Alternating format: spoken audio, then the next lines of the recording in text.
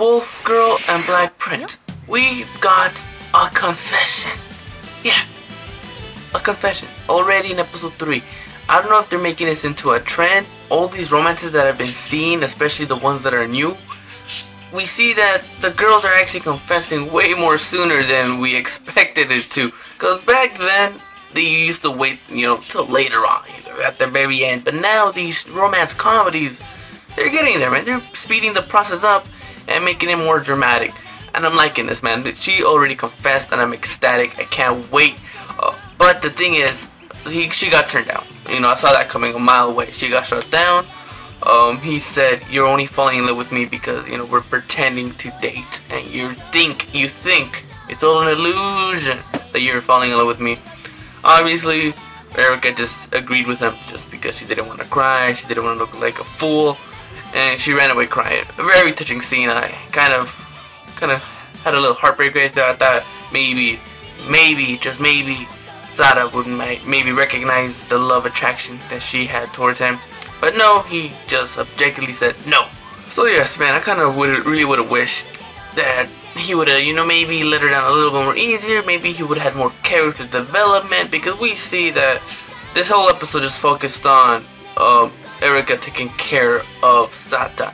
And we could see Sata, he did develop maybe some affection for Erika. At least a little bit. Even the little tiniest grain, he gained something. So kind of really would have wished he would have, grown in this episode a little bit.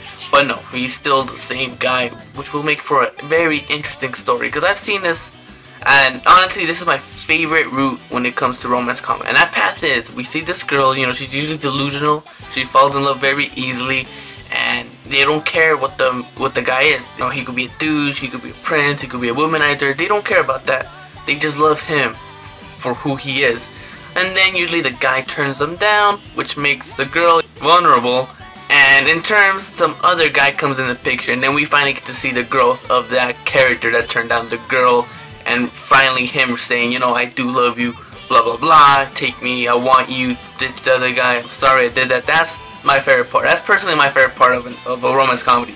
When the guy realizes, oh shit, I fucked up. That kind of stuff. So I could definitely see that happening, especially with the preview. With the preview, we see this other guy joining in this cast. So maybe he will also have a love interest for Erika. And then Sata will realize, oh crap, I done goofed. I let go of the girl that I loved. We see that this guy actually punches people. We don't see that in romance comedy as often as I would like to. We see it with girls, but not with guys actually punching each other. So, he might actually get in a fight with this guy. Sata will definitely feel jealous of this. He will. And I could see this happening, definitely. She'll either stop pretending being Sata's boyfriend because she took it. She had it. She doesn't want to be in that situation pretending to be a dog. Or secondly, her emotions will get the better of her. And then she will just, break up with him. Saying that, I can't be with you. This is just hurting me more inside because I can't be with the person I love.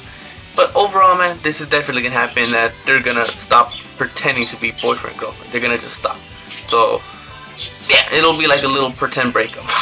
But in that case, that means Sata will actually feel bad because he won't have her by his side. He'll realize, oh crap, I do miss her. I do miss this girl. And that will be his character development when that happens. But I'm telling you, man, I could put money on it. I'll put $100, $2,000, $1 million on it that's gonna happen. The thing is, they're gonna break up. They're gonna break up. That's a fact. Even though they're not really going out, so it's gonna happen. And we get a little bit of a insight of Sata's past. Like I said, man, I told you something about the dog. That's why he has a thing for dogs. He loves dogs. That's why he treats Erika like a dog.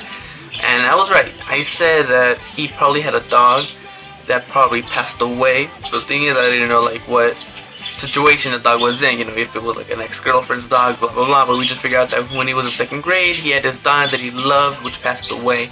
We didn't get enough details on that, but we just got that he had a dog that passed away, so that's why he doesn't really want to adopt another dog. Added on to that, we also figured out that he's always alone, which is also another heartbreaking thing to see. That his dad works late all day, pretty much only gets there at night, and he falls asleep, so they rarely have time to bond and talk.